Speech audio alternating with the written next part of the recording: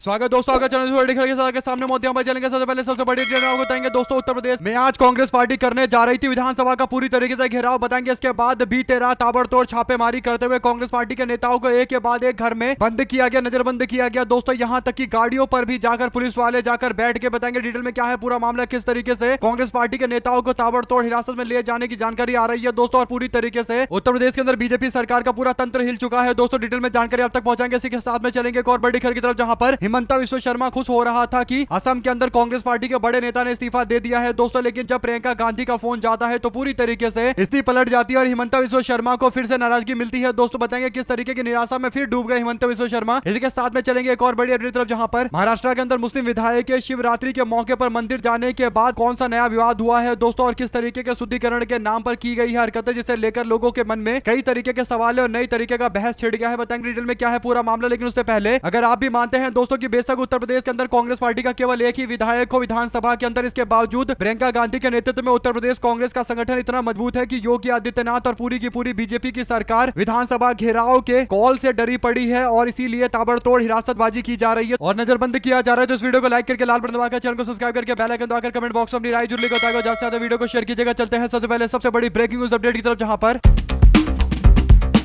उत्तर प्रदेश के अंदर कांग्रेस पार्टी ने ऐलान किया था कि वो विधानसभा का घेराव करेंगे, क्योंकि मनरेगा के मामले को लेकर देशव्यापी आंदोलन को कांग्रेस पार्टी लगातार आगे बढ़ा रही है दोस्तों। और उत्तर प्रदेश के अंदर तो पूरी मुहिम चल रही है, एक एक गांव के अंदर कांग्रेस पार्टी का कार्यक्रम चल रहा है। ऐसे में उत्तर प्रदेश कांग्रेस के द्वारा किए जा रहे एक मनरेगा के आंदोलन को नई रूपरेखा देने के लिए और नए तरीके से मोर्चा खोलने के लिए यह फैसला लिया गया था कि मनरेगा के मामले पर विधानसभा अभी उत्तर प्रदेश के अंदर चल रहा है तो उसको चौतरफा घेरा जाएगा। और विधानसभा की कार्रवाई के बीच में विधानसभा के बाहर कांग्रेस पार्टी के हजारों हजार की संख्या में पूरे उत्तर प्रदेश से कार्यकर्ता पहुंचेंगे और जोरदार तरीके का बवाल किया जाएगा दोस्तों। जोरदार तरीके से विरोध किया जाएगा और अपने विरोध के तरीके के लिए विधानसभा का घेराव का फैसला लिया गया। ऐसे में उत्तर प्रदेश कांग्रेस के पूर्व अध्यक्ष और वरिष्ठ नेता अजय कुमार लल्लू जो इसकी तैयारी कर रहे थे दोस्तों, उनको गाड़ी में हिरासत में ले लिया गया। जो जानकारी मिली उन्होंने खुद ही वीडियो बनाकर बताया है कि उनकी गाड़ी के आगे पुलिस की गाड़ियां आ गई और उनको हिरासत में ले लिया गया है, यानी अगले कार्यक्रम के लिए उनको रोका गया दोस्तों। और किसी भी तरीके की तैयारी से पहले रोकने के प्रयास करते हुए उनको हिरासत में लिया गया है। इसी तरीके की जानकारी कांग्रेस पार्टी के एक और नेता ने दी है। विवेकानंद पाठक कांग्रेस पार्टी महासचिव कहते हैं कि हर बात पर आपातकाल का रोना रोने वाले उत्तर प्रदेश के अंदर भारतीय जनता पार्टी ने यहां पर अघोषित आपातकाल लगा रखा है। कांग्रेस पार्टी मनरेगा को लेकर विधानसभा का घेराव करने वाली है और योगी आदित्यनाथ की पुलिस हमारे नेताओं और कार्यकर्ताओं को नजरबंद कर रही है। विवेकानंद पाठक की ओर से वीडियो जारी किया गया और इसी तरीके से अमेठी से कांग्रेस पार्टी के भारी संख्या में कार्यकर्ता लखनऊ पहुंचने वाले थे दोस्तों। उन सारे कार्यकर्ताओं और नेताओं को भी हिरासत में लिया गया। जो तस्वीरें सामने आई है उसमें देखा जा सकता है कि अमेठी में पूर्व प्रत्याशी जगदीशपुर विजय पासी को हाउस अरेस्ट किया गया। ब्लॉक के अध्यक्ष मुसाफी खान को फिर से हाउस अरेस्ट कर लिया गया। राजू ओझा को पुलिस ने रोका और ब्लॉक के अध्यक्ष गौरीगंज के अवनीश मिश्र को घर में रोक लिया गया दोस्तों। और ब्लॉक के अध्यक्ष बहादुरपुर के मोहम्मद रऊफ के घर के बाहर भी पुलिस वालों का डेरा देखने को मिला। जिला अध्यक्ष कांग्रेस पार्टी यूथ मोर्चा के शुभम सिंह, उनके घर पर भी पुलिस पहुंच गई। एनएसयूआई के जिला अध्यक्ष सुमित तिवारी को भी नजरबंद कर दिया गया। ये सारे के सारे नेताओं ने तस्वीरें शेयर की गई है दोस्तों, जहां पर किसी को खेत में ही नजरबंद कर लिया गया, किसी को घर में नजरबंद कर लिया गया, किसी को दफ्तर में ही नजरबंद कर दिया गया। तो इस तरीके से उत्तर प्रदेश कांग्रेस के एक एक बड़े बड़े नेताओं के घर पर पुलिस वालों का हुजूम देखने को मिल रहा है दोस्तों। पूरी तरीके से कांग्रेस पार्टी के कार्यकर्ताओं को, नेताओं को किसी भी कार्यक्रम में शामिल होने से रोका जा रहा है। यहां तक कि मुजफ्फरनगर के जिला अध्यक्ष सत्यपाल कटारिया के घर पर भी भारी संख्या में पुलिस पहुंच जाती है। ऐसे ही सिद्धार्थनगर में काजी सुहेल अहमद के घर पर भी हाउस अरेस्ट करने के लिए पुलिस की पूरी फोर्स पहुंच जाती है दोस्तों। उनके सोफे पर बैठे हुए पुलिस वाले नजर आ रहे हैं। इसी के साथ में हर जिले के अंदर कांग्रेस पार्टी के वरिष्ठ नेताओं के घर पर पुलिस वाले पहुंचे हैं हिरासत में लेने के लिए और नजरबंद करने के लिए। ऐसे में अगर आप भी मानते हैं कि जिस तरीके से हिरासत में लिया जा रहा है, नजरबंद किया जा रहा है, उसे पता चलता है कि उत्तर प्रदेश कांग्रेस के पास विधानसभा में केवल 2 ही सीटें क्यों ना हो, इसके बावजूद योगी आदित्यनाथ और उनकी पुलिस पूरी तरीके से डरती है कि कांग्रेस पार्टी विधानसभा घेराव में मोर्चा खोलते हुए मैदान में कूदेगी तो फिर पूरी तरीके से बीजेपी की सरकार को आईना दिखाया जाएगा। यही बड़ा कारण है दोस्तों कि डर कर सारे कांग्रेस के नेताओं को घेरने के लिए, उनको घर में बंद करने के लिए पुलिस वाले भेजे गए हैं। आप लोग अपनी राय जरूर लिखकर बताएगा। चलते हैं एक और बड़ी अपडेट दोस्तों, जिसमें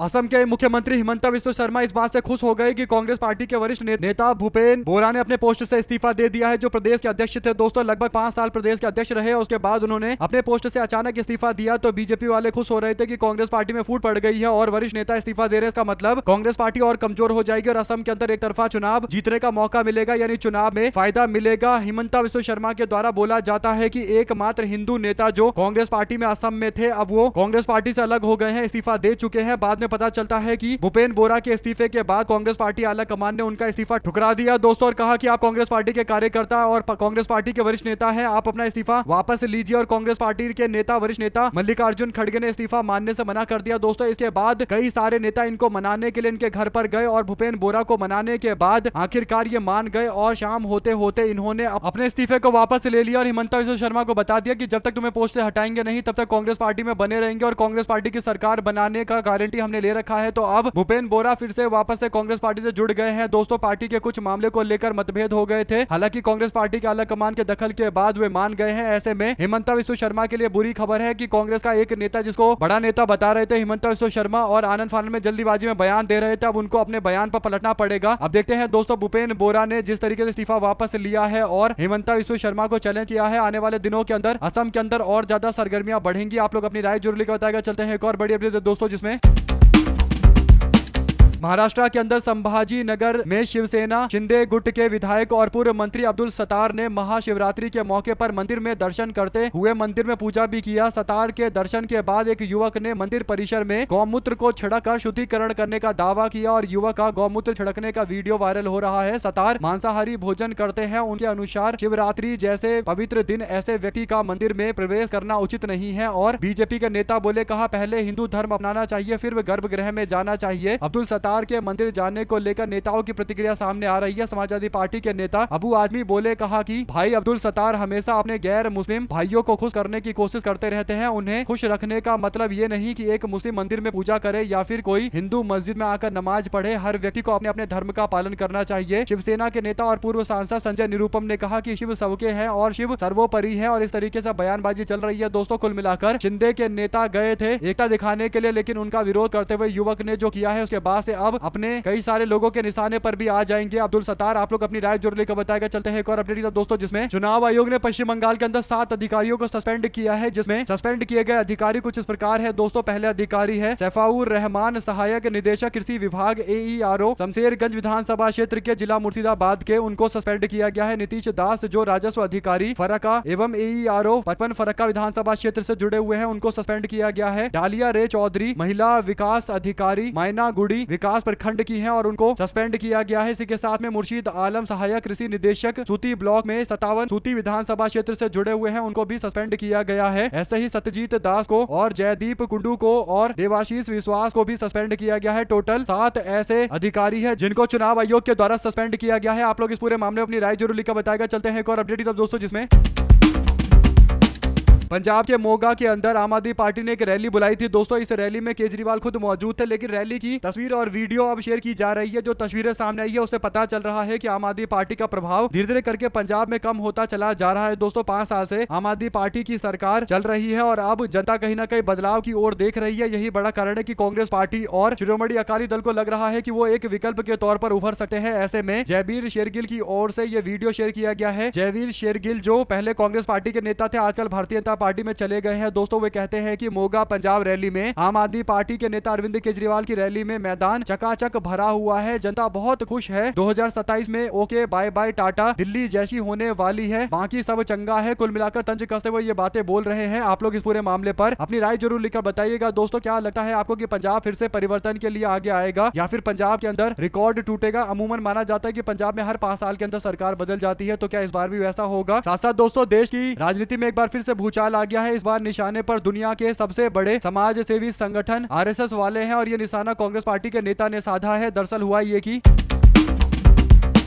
मल्लिकार्जुन खड़गे के बेटे और कर्नाटक सरकार के मंत्री प्रियांक खड़गे ने आरएसएस को लेकर एक बयान दिया। दोस्तों प्रियांक खड़गे ने संघ पर सिर्फ राजनीतिक हमला नहीं किया है बल्कि सीधे तौर पर मनी लॉन्ड्रिंग के रैकेट में शामिल होने के आरोप लगाए गए हैं। प्रियांक खड़गे ने मीडिया से बात करते हुए आरएसएस की जड़ों पर प्रहार किया है। उन्होंने कहा कि आरएसएस में करीब 2500 के आसपास अलग अलग संगठन हैं जो जुड़े हुए हैं। ये लोग अमेरिका और इंग्लैंड जैसे देशों में बड़ी मात्रा में पैसे लेकर आते हैं और खड़गे ने आरोप लगाया है कि इन संगठनों से होने वाली फंडिंग और विदेशी पैसों की हेरफेर की जाती है और पारदर्शिता का कोई हिसाब किताब नहीं है, यानी कोई ट्रांसपेरेंसी नहीं है कि पैसा कहां आ रहा है, कहां जा रहा है, जमकर मनी लॉन्ड्रिंग चल रहा है। उन्होंने कहा कि सरकार को इन सब बातों पर पूरी जानकारी है, इसके बावजूद कोई कार्रवाई नहीं की गई। खड़गे ने तंज कसते हुए कहा कि जब देश के अंदर आम नागरिक और छोटे संगठन की एक एक पाई पाई का हिसाब रखा जाता है तो फिर आरएसएस के पीछे चल रही मनी लॉन्ड्रिंग के खेल का जवाबदेही क्यों नहीं तय किया जाता। आरएसएस में गुरु दक्षिणा की परंपरा बहुत पुरानी है, लेकिन प्रियांक खड़गे ने इस पर कड़े सवाल उठाए। दोस्तों, उन्होंने कहा कि जब भी संघ के पैसे के स्रोत का पता लगाया जाता है तो पता चलता है कि ये लोग उसे गुरु दक्षिणा बताकर पल्ला झाड़ रहे हैं। खड़गे ने पूछा कि आखिर ये पैसे आ कहां से रहे हैं और आरएसएस वाले, उसके संगठन वाले टैक्स क्यों नहीं देते हैं। ये पूरी तरीके से मनी लॉन्ड्रिंग जैसी बातें हैं। आप लोग इस पूरे मामले में अपनी राय जरूर लिखकर बताएगा। दोस्तों, चलते हैं एक और अपडेट की तरफ, जिसमें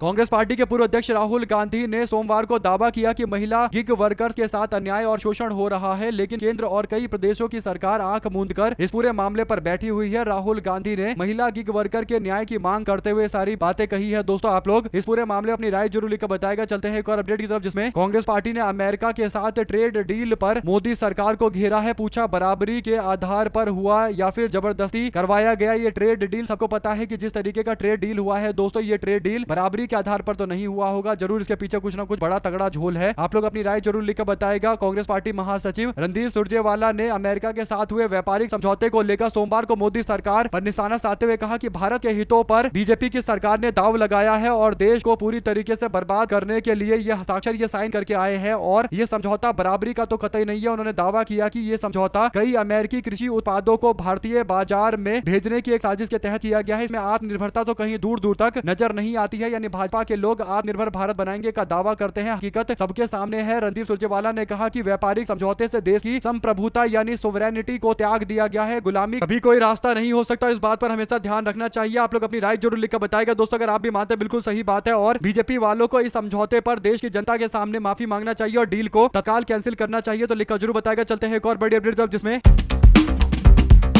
केरल के विधानसभा चुनाव से पहले वरिष्ठ कांग्रेस पार्टी के नेता मणिशंकर अय्यर की एक टिप्पणी ने सियासी माहौल को गरमा दिया है। अय्यर ने भरोसा जताया है कि पिनरे विजयन यानी लेफ्ट पार्टी के मुख्यमंत्री पिनरे विजयन एक बार फिर से मुख्यमंत्री के पोस्ट पर जा रहे हैं, यानी एक बार फिर से लेफ्ट पार्टी की सरकार बन रही है। उनके इस बयान पर कांग्रेस पार्टी ने प्रतिक्रिया देते हुए कहा कि हमारा इसे कोई लेना देना नहीं है। पवन खेड़ा ने इस बयान को जारी करते हुए कहा कि हम लोगों की बातों से इनका कोई इत्तेफाक नहीं है, क्योंकि हम लोग जो पार्टी का स्टैंड है वो अलग है। पार्टी पूरी तरीके से लेफ्ट की सरकार को हटाकर राज्य के अंदर एक ऐसी सरकार बनाएगी, यूडीएफ की सरकार बनाएगी जो न्याय सुनिश्चित करेगा। लेफ्ट पार्टी अब पूरी तरीके से खत्म हो चुकी है और इन्होंने जनता का बहुत अहित किया है, इसीलिए परिवर्तन केरल के अंदर होगा। तो कांग्रेस पार्टी परिवर्तन के लिए पूरी तरीके से तैयार है, लेकिन दूसरी ओर कांग्रेस पार्टी के तथाकथित नेता मणिशंकर अय्यर का दावा है कि ऐसा नहीं होगा और लेफ्ट पार्टी के नेता और वर्तमान मुख्यमंत्री पिनरे विजयन एक बार फिर से मुख्यमंत्री बनेंगे। दोस्तों, कुल मिलाकर मणिशंकर अय्यर कांग्रेस पार्टी के नाम मात्र के नेता है, क्योंकि बड़ी बड़ी बातें जरूर करते हैं, लेकिन हकीकत यह है कि मणिशंकर अय्यर कांग्रेस पार्टी को केवल नुकसान पहुंचाने वाला काम करते हैं। और अब कांग्रेस पार्टी के नेता पवन खेड़ा ने बयान जारी करते हुए कहा कि मणिशंकर अय्यर का जो बयान है उनका व्यक्तिगत बयान है, इसे पार्टी का दूर दूर तक कोई लेना देना नहीं है। कांग्रेस पार्टी महासचिव जयराम रमेश ने भी स्पष्ट किया कि केरल की जनता परिवर्तन के लिए तैयार है। मणिशंकर के अय्यर के बयान को उनके व्यक्तिगत बयान के तौर पर देखा जाना चाहिए। ऐसे में अब मणिशंकर अय्यर इस पर भड़क गए। दोस्तों, मणिशंकर अय्यर ने जो टिप्पणी तिरुवनंतपुरम के अंदर की थी उसे लेकर वो आगे बोलते हैं कि पवन खेड़ा और केसी वेणुगोपाल ये कांग्रेस पार्टी में मुझे नहीं सिखाएंगे कि क्या करना है नहीं करना है, और पवन खेड़ा अगर मुझे कांग्रेस से निकालना चाहते हैं तो मैं तो लात मारकर निकाल दूंगा। कुल मिलाकर दोस्तों, पवन खेड़ा को लेकर भी उल्टा बयान दे रहे हैं अय्यर। ऐसे में आधिकारिक तौर पर कांग्रेस पार्टी ने अय्यर को बाहर नहीं किया है, जिस कारण से मणिशंकर अय्यर पवन खेड़ा के खिलाफ ही कार्रवाई की बातें करने लगे हैं। आप लोग इस पूरे मामले पर क्या राय देना चाहते हैं दोस्तों, लिखकर जरूर बताएगा। चलते हैं एक और अपडेट की तरफ, जिसमें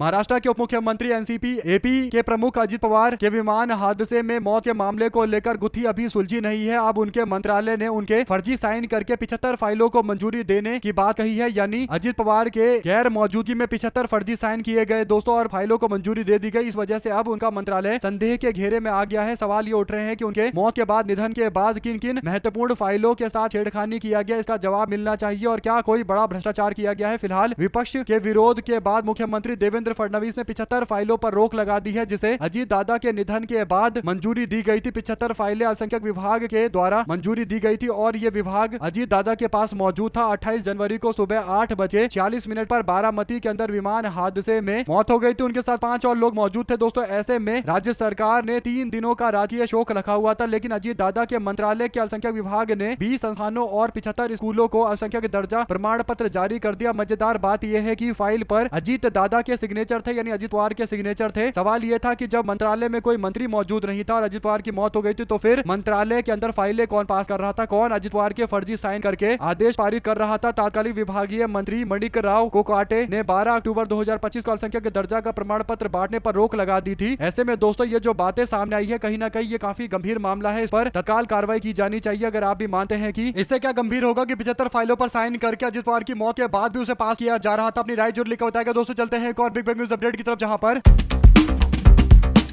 भूपेन बोरा को मनाने के लिए कांग्रेस पार्टी के बड़े बड़े नेता पहुंचे थे। दोस्तों ऐसे में मीडिया रिपोर्ट से पता चल रहा है कि कांग्रेस पार्टी के वरिष्ठ नेता राहुल गांधी ने भूपेन बोरा को मनाने के लिए पार्टी के वरिष्ठ नेताओं को भेजा था और वरिष्ठ नेताओं ने बताया कि राहुल गांधी ने कई बार भूपेन बोरा को फोन किया और उनसे बात की और उनको बताया कि इस्तीफा आपको नहीं देना है, इस्तीफा वापस लीजिए और पार्टी के लिए काम करिए। आप पार्टी के मजबूत स्तंभ में से एक है, पार्टी के मजबूत नेता है और आप पार्टी छोड़कर नहीं जा सकते। आपको हमारे साथ रहकर काम करना पड़ेगा, आप कांग्रेस पार्टी के नेता है। ऐसे में दोस्तों राहुल गांधी के कहने के बाद भूपेन बोरा ने अपने पोस्ट से इस्तीफा वापस ले लिया। तो इससे पता चलता है कि कहीं ना कहीं राहुल गांधी एक एक मामले को लेकर संजीदा तरीके से डील करते हैं। दोस्तों जबकि गोदी मीडिया दावा करता है कि राहुल गांधी राजनीति 24 घंटे 7 दिन नहीं करते, हकीकत सबके सामने है कि राहुल गांधी भूपेन बोरा के इस्तीफे के बाद तुरंत उनको फोन लगाते हैं। अगर आप भी मानते हैं कि गोदी मीडिया वाले राहुल गांधी को लेकर केवल भ्रम फैलाते रहते हैं और इनका काम है कि भ्रम फैलाकर राहुल गांधी के नेतृत्व को लेकर जनता के मन में एक ऐसा डाउट कर दो, एक ऐसा शक कर दो कि जनता कभी राहुल गांधी को एक नेता के तौर पर, एक प्रधानमंत्री के तौर पर स्वीकार ना करे। लेकिन धीरे धीरे करके स्वीकारिता लगातार बढ़ती जा रही है और जो हजारों करोड़ रुपए राहुल गांधी की छवि बर्बाद करने के लिए खर्च किए गए थे दोस्तों, वो भी अब धीरे धीरे करके बीजेपी का पैसा डूबता हुआ नजर आने लगा है। आप लोग अपनी राय जरूर लिखकर बताएगा। चलते हैं एक और अपडेट की तरफ, जिसमें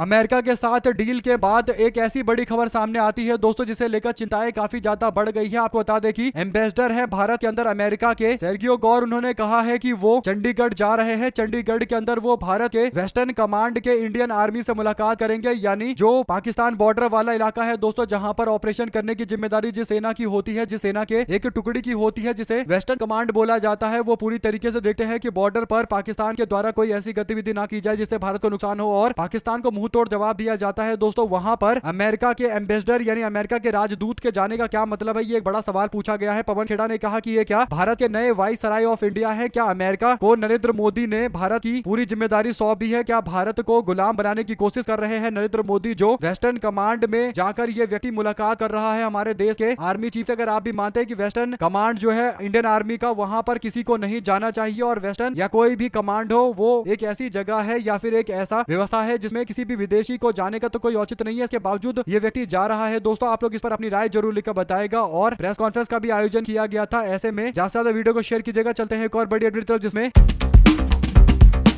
उत्तराखंड के अंदर एक बार फिर से कांग्रेस पार्टी के कार्यकर्ता मैदान में उतरे। दोस्तों उत्तराखंड में धामी सरकार को टक्कर देने के लिए उत्तराखंड कांग्रेस ने एक विरोध मार्च का ऐलान किया था और कांग्रेस पार्टी ने बताया कि उनका ये विरोध अंकिता भंडारी के न्याय से जुड़े मामले को लेकर तो था ही, बल्कि उत्तराखंड के अंदर बीजेपी सरकार के खिलाफ भ्रष्टाचार को लेकर जनता की उठ रही आवाज का समर्थन देने के लिए और भ्रष्टाचार को खत्म करने की मांग के लिए था। ऐसे में दोस्तों कांग्रेस पार्टी के द्वारा राजभवन का घेराव किया गया और ऐतिहासिक जनसैलाब देखने को मिला। प्रदेश की जनता अन्याय, महंगाई, बेरोजगारी, बिगड़ती कानून व्यवस्था के लिए बीजेपी सरकार से नाराज है दोस्तों और जोरदार तरीके का विरोध शुरू हुआ है। अंकिता भंडारी वाले मामले पर बीजेपी बैकफुट पर चली गई थी और भारतीय जनता पार्टी को सीबीआई जांच करवानी पड़ी दोस्तों। उसके बाद उत्तराखंड के अंदर कांग्रेस पार्टी एक अलग ही रूप में दिखाई दे रही है और पार्टी के कार्यकर्ता अपने पुराने अंदाज में कट्टर कांग्रेसी की तरह बीजेपी को लगातार हर मौके पर घेरते हुए नजर आ रहे हैं। ऐतिहासिक कार्यक्रम में उत्तराखंड के प्रभारी कुमारी शैलजा मौजूद थी, पूर्व मुख्यमंत्री हरीश रावत मौजूद थे, प्रदेश के अध्यक्ष गणेश गोदियाल मौजूद थे, कार्यक्रम संयोजक और चुनाव संचालन समिति के अध्यक्ष प्रीतम सिंह जी मौजूद थे और नेता प्रतिपक्ष यशपाल आर्य मौजूद थे। साथ ही साथ चुनाव प्रबंधन समिति के अध्यक्ष डॉक्टर हरक सिंह रावत और प्रदेश के अध्यक्ष करण महाराज भी मौजूद थे। तो सारे नेताओं की मौजूदगी में कांग्रेस पार्टी के लोग विधानसभा का घेराव करने के लिए निकले। तो इससे पता चलता है कि कांग्रेस पार्टी इकाई उत्तराखंड के अंदर इस मामले को लेकर पूरी तरीके से एकजुट हो गई है और आने वाले दिनों के अंदर ये एकजुटता और ज्यादा दिखाई देने वाली है। उत्तराखंड के अंदर अंकिता भंडारी मामले पर न्याय दिलाकर कांग्रेस पार्टी ने कहीं ना कहीं अपने पार्टी के कार्यकर्ताओं को बता दिया है कि अगर बीजेपी के खिलाफ सही से लड़ाई लड़ेंगे तो उत्तराखंड के अंदर भारतीय जनता पार्टी को एक बार फिर से टाटा अलविदा बाय बाय बुलवाया जाएगा। अपनी राय जरूर लिखकर बताएगा। चलते हैं एक और बिग न्यूज अपडेट की तरफ, जिसमें